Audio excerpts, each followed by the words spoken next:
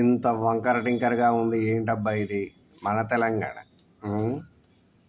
ఇప్పుడు ఇక్కడ తెలంగాణలో బట్టి tells officials to speed up LRS process. అంటే డబ్బులు కావాలి కదా, డబ్బులు వస్తేనే కదా రాష్ట్రం నడిచేది. మరి డబ్బులు ఎలా వస్తాయి?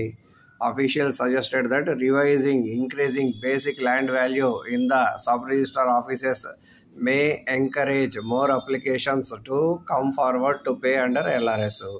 భలే ఐడియాలు వేస్తారప్ప, బాగా చదువుకున్నారు కదా.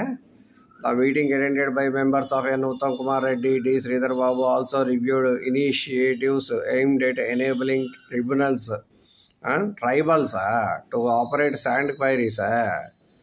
అది మీ ఇష్టం, మీ చేతుల్లో ఉంది రాజ్యం.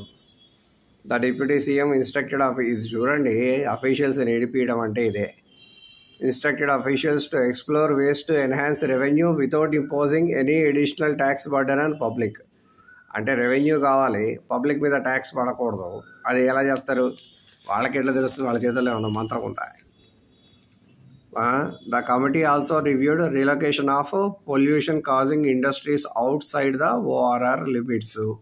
అది మంచిదే, చెయ్యండి. Progress under one-time settlement scheme in Mines and Geology Department was also reviewed. ఏమిటి one time settlement scheme in mines and geology అంటే ఏంటి? అది చూడాలి.